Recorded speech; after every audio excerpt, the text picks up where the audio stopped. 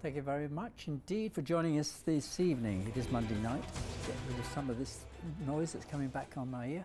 And I just want to say a warm welcome to Ellie Hudson, who's sitting in for who would normally sit there, is my wife, and other presenters as well, to help us tonight to read out all the emails that we're expecting, because we're talking about a subject which so many people are sort of up at arms about as well, and also genuine concerns. You know, will you take the vaccination for the COVID-19 or any other vaccination, come to that matter?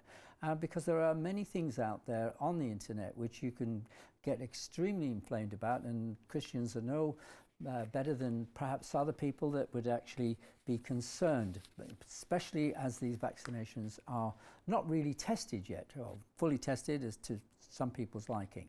But I have a specialist at the other end of the line there. We have Dr. Grady, all the way from the United States of America. Dr. Grady, welcome to the program, sir. Can you hear us, Dr. Grady? We have a little problem with the connection tonight. That means that we do have contact. Anyway, Dr. Grady, welcome to the program. Thank you for being with us. Yes, the Eagle has landed. Yeah, good. Well, we've had many emails coming in over the period of time since COVID actually first started to raise its ugly head. And of course, people are extremely worried about the future, maybe their jobs, also their businesses, or just generally, especially as we're 9 months into this particular pandemic. Grady, you know, just vaccinations, the term vaccination, and also sometimes people will say, you know, that we don't want to be involved with taking anything to do with vaccinations because of a fetus connection from aborted fetuses. You know, this particular tissue that's perhaps injected or consumed into the actual vaccine itself. Can you give us a little bit of the history where this all started? Well, of course, it all started back now would be 54 years ago, 1966. There were 2 baby abortions that produced some of the stem cell lines that are still being used today. However, there are absolutely no baby parts in any vaccine being developed today, period, end of statement. You have to realize that when you are experimenting with viruses, the viruses kill the cells. So any cells that were actually originally taken from these abortions, which themselves were sinful, but we have now had tens of thousands of generations of cells that came from those tissues, but not from the babies themselves. What we have now are stem cells that are harvested ethically. Most of them today actually come from the umbilical cords of babies who have been delivered by cesarean section. So there was never any intent to abort the baby. So there's no moral issue. There's no medical issue because the mother has agreed to have the umbilical cord donated for the purposes of collection of stem cells. And so there's no stem cells that are coming directly from any aborted fetus today, and there hasn't been for literally over 50 years. The whole idea of bioethics in this field has changed dramatically in the decades since those 2 abortions, in fact, were done. So remember, we were not listened to in those abortions. They are long past. None of that material is alive today. Stem cells that originated from those lines are alive today, but they are many, 1,000 generations later, and have nothing to do with the actual original baby itself. Right.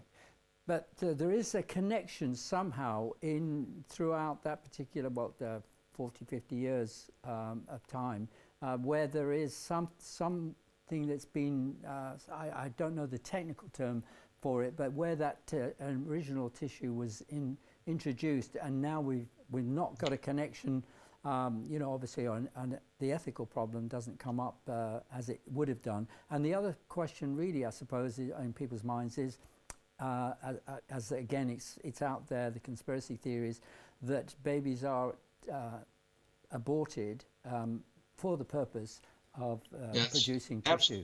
Absolutely not true.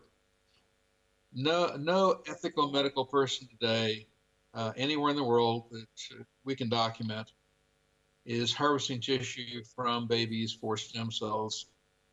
It's simply not the way it works. And again, when you inject stem cells with the virus to do the research, to find out the efficacy of them, to develop the vaccines, the cells themselves die and they don't duplicate. And so this has nothing to do with two original babies back over 50 years ago. And today, the vast number of stem cells, again, come from ethically harvested umbilical cords. And remember that a great deal of this research is simply done on, for instance, chicken eggs. Right. Now, I'm just going to invite our audience to email us at the number and the text that's on your screen. Email live@revelationtv.com, and also the text numbers on your screen.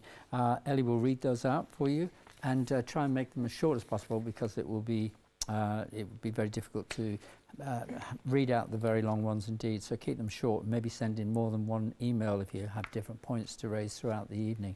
I've got loads of notes here, 32 pages of it, but I'm going to try and focus on the questions that come in. And as soon as they come in, we just shout. Got a couple here. Yep, let's Good go. evening, gents and lady. Sorry. I'm wondering what Grady thinks of the news that the laboratory in London has found out using AI how proteins are folded and what it will mean for the future. Well, actually, the research that's done by AI on the folding of proteins certainly is promising, certainly will have benefits. However, the fact of the matter is that the vast majority of proteins has not been figured out at this time. This is the initial research. There are literally 200,000 proteins. They haven't figured out how to fold them all by a long shot. What's interesting to me, though, is actually the opposite. Remember that God designed systems in our cells that could fold these proteins, which a supercomputer could not figure out, which proves that evolution is not true and that creation is. Excellent. Great answer. Yeah, any more? Just keep them Evening, coming. Howard, Ellie and Dr. Grady. It's lovely to see you all. I used to work for a pharmaceutical company years ago, and even with proper testing there are often side effects. Doesn't it normally take around 7 years to test and to try to ensure that a vaccine is safe? If so, do you think it's safe, and would you recommend taking it? God bless everyone at Revelation TV and the viewers. Anita. Oh, I would be more than willing to take these vaccines. 3 of them have shown an efficacy rate of over 90%. You have to remember there's always a cause and risk factor and so forth in doing anything. It amazes me how people say, well, I won't take this because there might be a side effect. So far, we've had over a couple 100,000 people tested. There's been no significant immediate side effects. Whereas the flu vaccine, which is not a vaccine, it's immunization, only lasts about 6 months. Hundreds of millions of people take it every year. You've learned to live with it. The same thing is going to be true with COVID-19. Now, in terms of long-term effects, of course, we need to maintain a watch on this. This is what you do in science, this is what you do in medicine. But the fact of the matter is that stepping off a curb to walk across the street can kill you. But the point that the viewer's saying, though, is that normally 7-year period to test something out. And we're obviously in a rush to get this COVID-19 under control. So are we not allowing enough time? Is there any dangers that you may think of that would actually prevent us or stop us, or at least put us at, we need to be put at ease about taking this with such short testing times? I understand the question. Of course, time is always an issue in almost everything. We may find a side effect later. That's true. But the fact of the matter is, as I said, everything in life has a risk. it's amazing to me, again, how people want to eliminate risk for this one particular thing when they casually take risks that are far greater all the time. You have a far greater risk from the flu even after immunization. Very good point. Chris says, hi guys, can you ask Dr. Grady, is it true that viruses don't do waves and what we've got now is a case-demic with false positives? God bless. I didn't quite hear that. We have what was it about the virus? A case-demic with false positives. Well, yes, we do have false positives. We also have false negatives, and by the droves.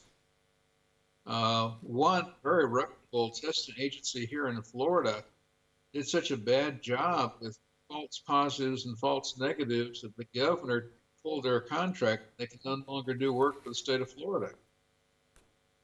Can you explain what a false negative is and positive, just for us layman persons? Again, when you take a test, you may be said, oh, you don't have it, when you really do. That's a false negative. Right. Or you do have it when you don't, that's a false positive. And so what's happening is that the massive number of tests that are being done, we're getting plenty of these false results. Is there usually a percentage-wise that you would expect from such results, or are we above that, below that with where we are today? Well, that's just it. You see, you would expect a certain percentage to be false positives or false negatives. No test is 100% perfect, basically. And for instance, there was one celebrity here who had the swab up the nostril test on one side and tested positive, and a swab on the other side of their nostril and tested negative. Right. So which one is it? Okay. Dory says, have a vaccine, not likely. Doubt if they'd tell you the ingredients as they've taken out all of these patents. Build up your immune system with vitamin C and zinc and vitamin D. They're doing very well in Ghana. Build up herd immunity, and if they get infected, they buy the malaria tablets. Shalom from Dory. How valid is that? Well, and again, the malaria medicine I think they're talking about is one that has proven to be helpful with COVID-19. Now, building up your immune system with garlic, vitamin D3, zinc, vitamin C are all good things to do. There's nothing wrong with them as long as you don't take them in massive amounts. You don't want to build up toxicity. But by the same token, our immune systems cannot adequately come up with antibodies for this particular virus, although obviously there's an age relationship because the young almost never get it or they get very mild cases, whereas older people with mitigating circumstances are more vulnerable. Right, let's see.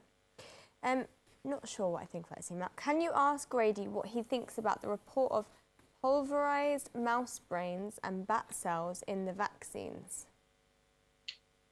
I thought that was what the witches used in Macbeth.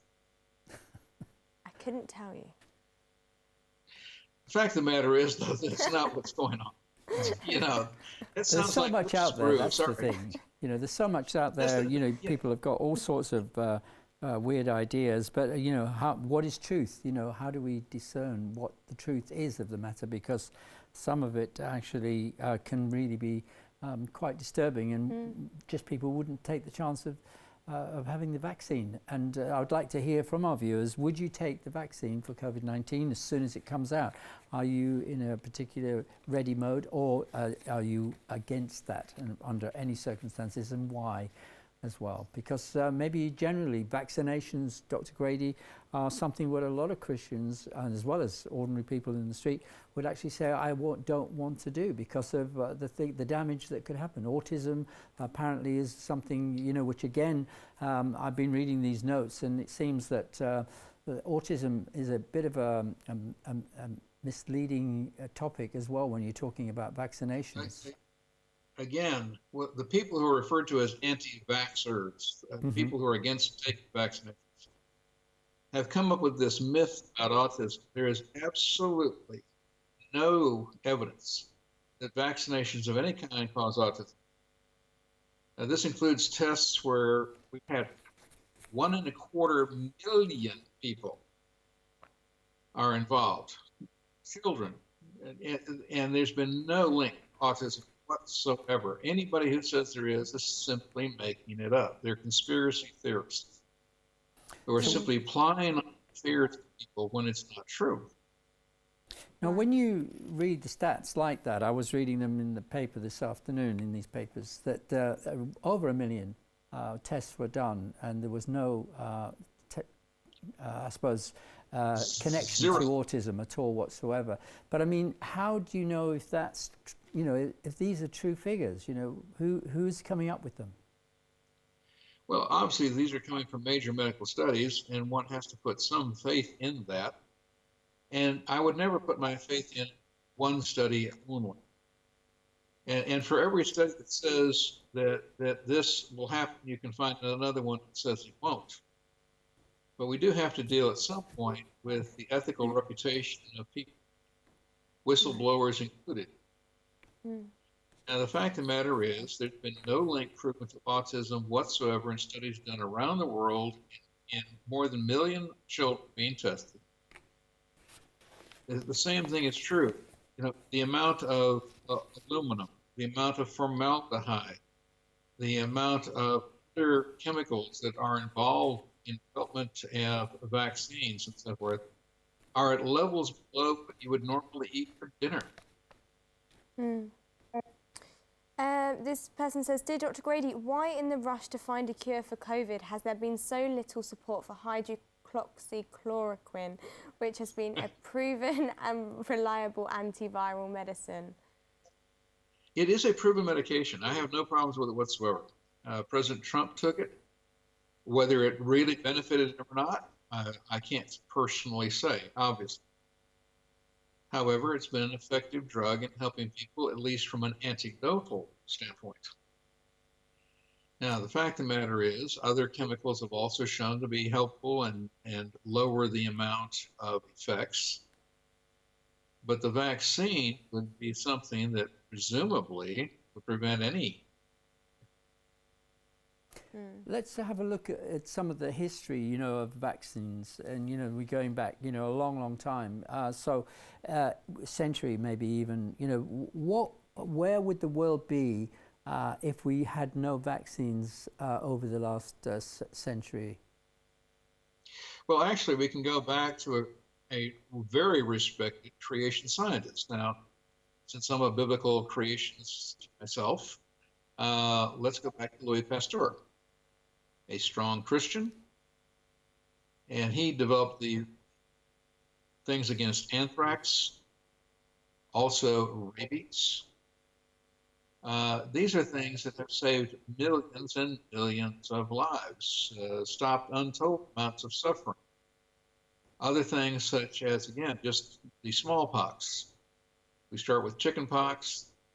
When I was a child, I would say, "Oh, Edward next door has got chickenpox. Go over there and shake his hand," because they wanted you to get over it while you were young and still very resilient. And you learn to keep your hands off the blisters. And we got over it. And today, there's shingles, which is the reoccurrence of the chickenpox vaccine. Shingles is very bad, but we now have an extremely effective vaccine against that.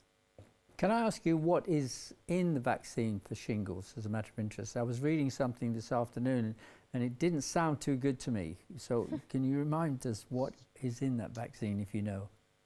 I couldn't quote it off the top of my head, Howard. I'd have to go back and take a look at it. I can have a look.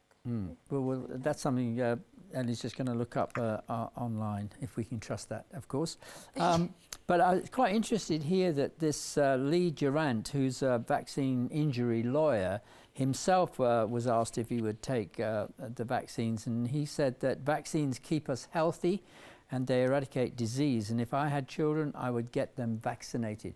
Now, this is something which a lot of parents, regardless of COVID-19, are very much wary of, is getting their children vaccinated these days, because there's so much out there on the internet and social media that is really scaring them.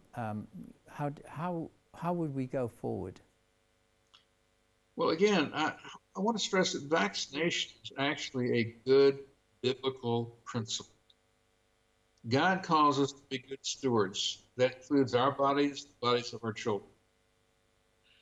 Being good stewards is not simply something that's financial only. Now,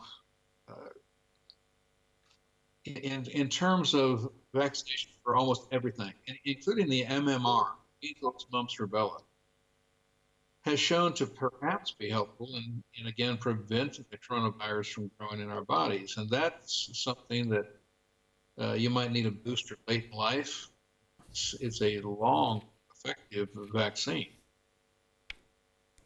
Okay, more emails? Yes, we've got loads of emails. Moving on to Gillian, she says, does Grady think the tier system works? And I'm assuming she's referring to kind of what's happening in England at the moment with the tier 1, tier 2 and tier 3, which is kind of the restrictions limiting certain movements in each tier, with the tier 3 being the worst, I believe. Yep. And similar to color coding, where, say, the red zone is the worst versus yellow zone or something. Now, certainly there are individual locations, such as a retirement home, which we would put in a very high risk category. We should take all of the precautions we possibly can in a location like that. But it is ridiculous to shut down an entire city. First of all, you can't stop a virus. That is a ridiculous and ludicrous idea. That's like saying that you could eliminate crabgrass. The fact of the matter is, we can slow down the spread, but we're not going to eliminate it. The fact of the matter is, and I'm still very strong about herd immunity being very good at helping to stop these viruses. They do tend to get milder over time because, of course, what happens is the most virulent die with the patients that get killed. And that's very unfortunate. I'm very compassionate about that. I'm simply pointing it out. That is the way it works. The milder strains tend to survive, and the most virulent tend to eliminate themselves. There are other things that we can do. Now, again, multiple massive studies have proven that schools are a very safe place. The children really are not mass spreaders at all. And of course, their young immune systems seem to be very good at rejecting any problems with COVID-19. The death rate in people below 20 is almost zero. So this is an age relationship where we need to be looking at age far more than location, just to start. And let me just say this about masks, if I may. You know, I think that there could be a conspiracy theory for mask makers here, where billions and billions of masks have been made, mostly for profit. A mask is helpful with bacteria, but it's really not very helpful at all with a virus. If I may give an analogy, when one looks at the size of a virus particle, which is a non-living thing and extremely small, and the web and so forth in a mask for a piece of cloth, especially those people who are using cloth, which is not a mask at all. You know, a piece of cloth over your face is utterly useless. These one piece of cloth, or as we call it here, a bandana, or what they call a gaiter today, incredibly ineffective. If one takes a look at the size of a virus and the size of the cloth, the porosity of the cloth, it's equal to trying to stop a mosquito with a cyclone fence. Okay, what about the ethical side of things? You know, when I think the Catholic Church had quite a lot to say at one stage, didn't they, on vaccinations? And what were their, can you remember what their conclusions were? Absolutely.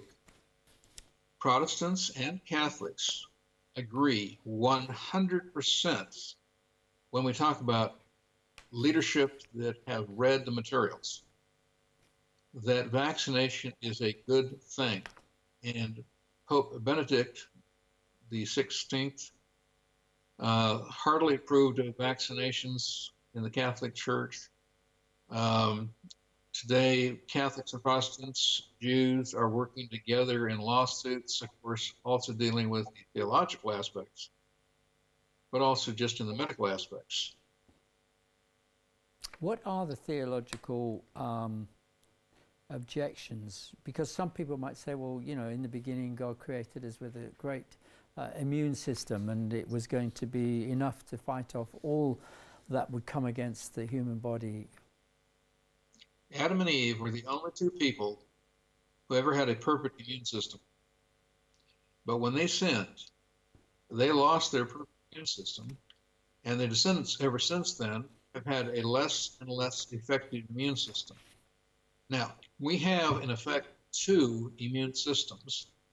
One is the one that fights off certain things on a regular basis, basically from birth. That's our T cells, white blood cells, our lymph systems, mucus in our mouths.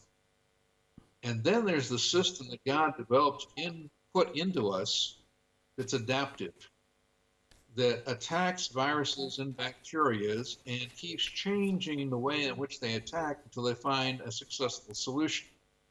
Now again, that also disproves evolution and proves creation. I want to stick that in there.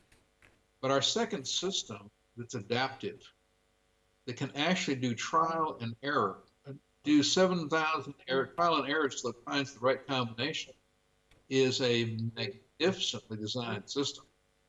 And once it learns how to do that, often maintains that knowledge for the rest of our lives. So the problem is, though, that sin caused our immune systems to start to decay. This is why we do vaccination and immunizations. You know, this is helping to make up for what our natural systems can no longer do. Okay. Emails. Emails, indeed. We've got quite a few emails, Grady, of people saying that they really don't disagree and they don't think the vaccine should be taken, and that it's dangerous and it does contain a lot of these things. I wonder if you could kind of explain and point them in the direction of where they can find out what these vaccinations actually contain, and kind of to put some fake news aside, I guess. Or just even if people want to find out more about it, I'm not saying anyone's wrong, about the vaccine that is coming out. Well, as we all know, half of what's on the internet is false and half of it's true. The fact of the matter is, though, that there are many excellent articles that prove that vaccines do not contain baby parts. That's totally fabricated. It's not reality whatsoever. Again, the stem cells that are being used in research, and again, often it's simply chicken embryos or even rabbit embryos, it used to be. At one time, dogs were being used. Today, cow, sheep, other animals may be involved. But the idea that aborted fetuses are being used is simply not true. Now, in case we've got any viewers that have just joined us and weren't here at the beginning, it says that some of the vaccines have been cultured on cell lines that came originally from aborted babies. One, the number MRC5 from an abortion that was performed in September 1966, and one W1-38 that was performed in July 1962. These Yes. This is what's out there. And I say we dealt with this earlier, but let's talk about that again. This again is the misinformation. People look at these labels and they see these numbers, they go to the internet, they read what these numbers mean. The fact of the matter is, yes, these did come from aborted babies in 1960s. However, I stress again, any cell that came from those two babies died decades ago. They don't exist today. But when you are talking about bacteria, you can culture them on non-living materials in a laboratory. But viruses are not a living organism. Therefore, they have to occupy a living cell to reproduce and be experimented on. Cells that came from those babies were cultured.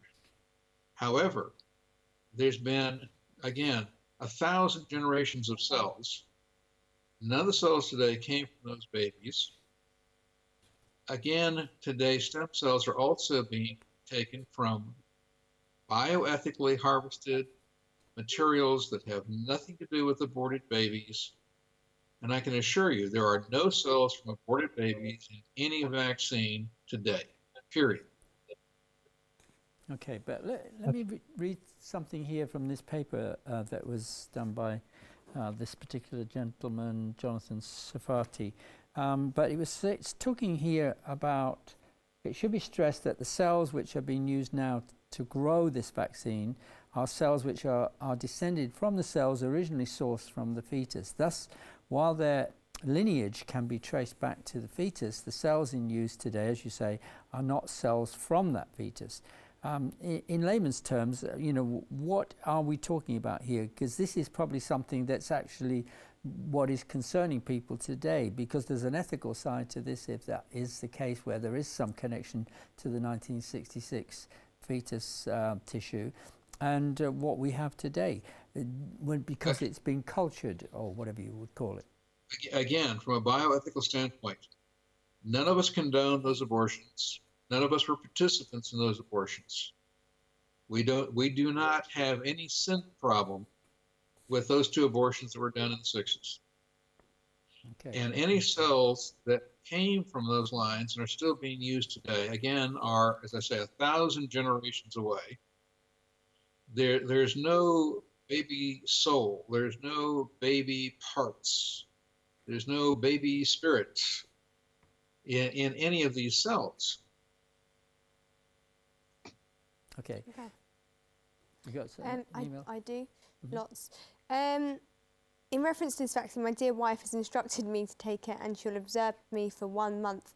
And if everything is fine, I don't feel keel over or turn funny colours, then she'll consider taking it herself. Married life, eh? Blessings to you both. Frankie from Belfast. I'm laughing with you because you won't get it and she might. Beware. Jane says, I would not take the vaccine because of the way they are made. There are often side effects. Why take something if you're not ill? It is not true there are no side effects. Many children have been damaged by vaccines. God gave us an immune system which we need to look after by eating and living healthily. But again, our immune systems are not what God originally created. They are highly defective compared to Adam and Eve. We've had 250 generations of deterioration. This also goes to that quote-unquote healthy food you're talking about, because the healthy food has gone through 250 of our generations, but 6,000, say, of their generations in deterioration. They are not the healthy foods they were at the time of creation 6,000 years ago. Our immune systems are not what they were 6,000 years ago. And this is why, for instance, somebody said you should take vitamin C, vitamin D, zinc. Why are we doing it? Because we're trying to reinforce a defective immune system. I would also add garlic as a natural herb shown to be helpful. But again, don't take them in large quantities because they're not useful in large quantities. They're only useful in reasonable quantities. The fact of the matter is that we today need supplementation of one kind or another to help us to stay healthy in a fallen world. Can we trust the research done in the Wuhan laboratory on the vaccines and Chinese ethics, which had some financial input from the American Institute of Health, who is also supposed to have some oversight of that program? Also, what connection, if any, could these vaccines have with other vaccines currently being developed in other countries? Well, first of all, it's a big question, but I don't trust the Chinese, period. when you have a soulless, atheistic government, you cannot possibly trust them to truly be interested in human life, and they are not. They are quite willing to kill anybody to accomplish any goal they wish to.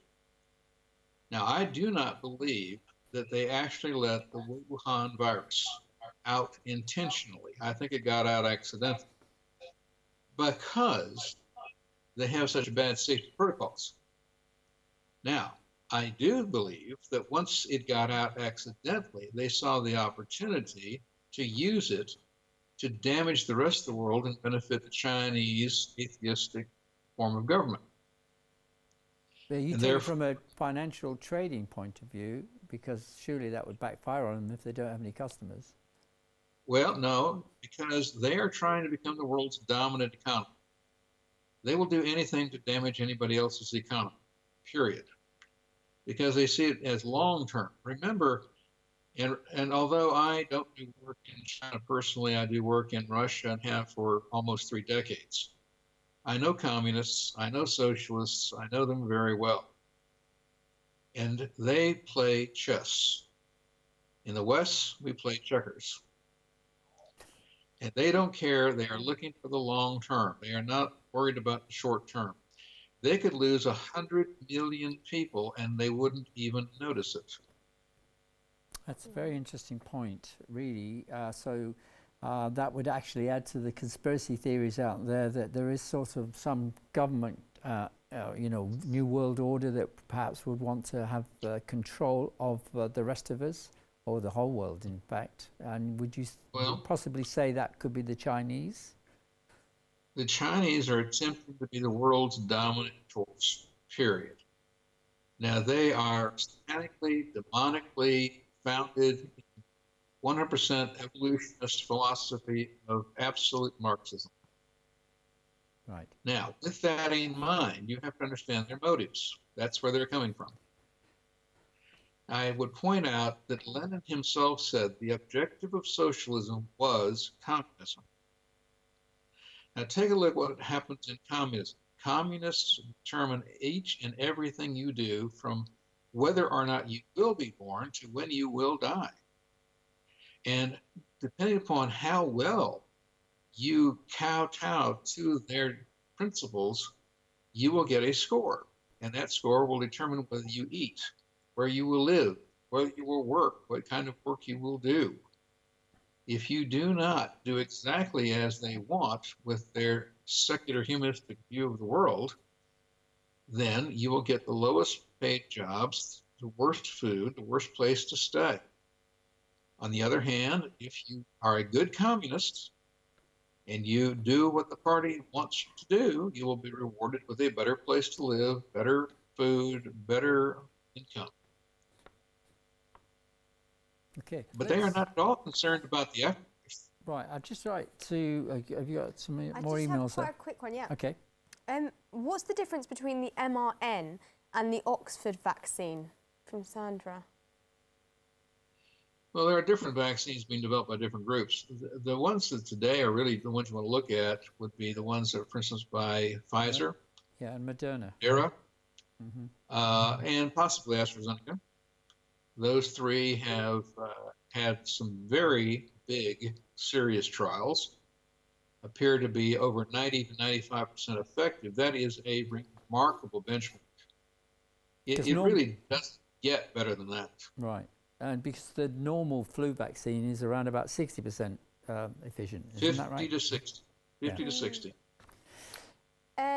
Jane says, can Grady please address the claim that vaccines will be altering our DNA? No, they don't have anything to do with your DNA. What does have something to do with your DNA is the virus. The virus cannot reproduce without invading your cell. Then it takes over your DNA in order to make more copies of the virus. But when it does so, it causes your cell to burst and your cell dies. Therefore, it doesn't pass on anything to other cells unless it invades those cells. If it does, it kills that cell. Therefore, the DNA can't be passed on. So, no, vaccines and viruses don't change your DNA. Now, interestingly enough, I might as well address it while we're here. we have found viruses that we can use that actually help to put medicine into cells and have the ability perhaps to actually benefit by correcting DNA. Mm-hmm. But the vaccines themselves, the viruses themselves, don't do that on their own. Mm. That leads me to ask a question, Grady, on what future do we have if this vaccine or any vaccine doesn't prove to be the fixer of this pandemic. What do you see, or what can you see, or what do the scientists see, that how far can the COVID-19 hurt us? How much more can it develop or turn into something that actually it's never going to end, and it could affect our bodies and the whole of mankind to a greater degree than it is now? Howard, bless you for asking the question. I appreciate it. I really do. Because one of the things that I'd like to point out to everybody is this. This virus is going to stay in the environment. It is going to continue to affect people. Now, many people are going to have very mild cases, some moderate, some severe. A very small percentage of people will die from it, but it's been way overblown. We lose more people to flu where people have been immunized than we're losing to COVID where they had no vaccine. But here's the point. I wish they would stop broadcasting the number of new cases, because the number of new cases is irrelevant. The fact of the matter is, it's like the question, will we ever run out of oil? You know, we're pumping oil out of the ground. You say the earth, even if it contained nothing but oil, there's still a finite amount, and that eventually we would run out, in theory, correct? Mm-hmm. Now, obviously the earth is not a ball full of oil. There is a finite amount. Except that we recently found out that oil is still being produced in the ground. It's not a fossil fuel. So more new oil is being produced, just not as fast as we're taking it out. But the fact of the matter is, we will never, ever stop finding oil until we stop looking for it. So how do you put that in context with what my question was? You know, how much more are we going to suffer, or are we not? Yeah. Because it's just going to be part of our everyday and every year occurrence. Yeah, I'm heading there. Yeah. So my point is, first of all, the more testing you do, the more you're going to find. It's very simple. Mm-hmm. Until, in theory, every single human being on Earth had been infected. And then, of course, we'd have new humans that would be coming along to get infected. The standard by which most of us compare these things is the misnomered Spanish flu of 1917, 1918, 1919. I have a question for the audience. Now, it killed estimated 100 million people. Although, again, like COVID-19, I think many of them died from other things, just happened to have the flu at the time. That was 3% of the Earth's entire population at the time. Mm-hmm. So first of all, that's only 3% of the world's population. And when I say only, it isn't that I'm not compassionate about this. I'm simply pointing out it wasn't 90%, it was only 3%. But here's my question. When was the last time somebody was diagnosed with Spanish flu? Well, I suppose it's mutated into other flus, right? No. No? So you're saying it was eradicated? Viruses do mutate. I don't mean that. What I mean is, as a recognizable strain of the Spanish flu from 1918, mm-hmm. When was the last time somebody was diagnosed with that particular strain of virus? 2.5 years later, probably 3 years, maybe. Well, you would think that. That's when apparently herd immunity pretty much eliminated it from the environment. Mm-hmm. However, it was never eliminated. And the last person to be diagnosed with the Spanish flu was in the early 2000s. Okay, so your point is?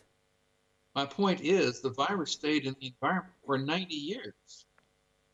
Does it get weaker as it mutates? Well, again, you see, the strongest of the virus tend to eliminate themselves because they kill the patient post. And so it's the milder strains that tend to then be reproduced in the environment. So typically over time, and any virologist will tell you this, strains tend to get milder over time because the more virulent aspects of them die out. So the basic answer to your question is yes, they tend to get weaker over time, and therefore more people survive and you build up a certain herd immunity to them, and it pretty much stops being passed around. Do you recall or do you have knowledge of when viruses like this first were introduced or first were discovered in the human race? Well, let's not talk about viruses so much as pandemics. We call this a pandemic. And pandemics can be both bacterial, they can also be viral. But if we take a look at human history, the first documented pandemic in the world occurred in ancient Greece in the 400s BC. Now, you will also notice that God, 3,500 years ago, through Moses, taught us about isolation to prevent the spread of disease. Right. They were taken outside the camp of the... Right. So, for instance, particularly with leprosy. 7 to 10 days, was it? Well, with leprosy, of course, it depended upon the situation. But, right, yeah, it was a different story. Because leper might stay leprous the rest of their life. Right. Whereas Miriam only suffered it for a few days. However, people who touched dead bodies were not allowed to go back to the camp for 7 days. They were isolated for 7 days because if the person had not died from a heart attack, if it died from something infectious, the people who had buried the body, washed the body, buried the body, might be infected. And so they were not allowed to go back into the population for 7 days. Now, that's a form of medical isolation. Yep. God taught that principle 3,500 years ago, and he taught it for good reason. So obviously, God knew.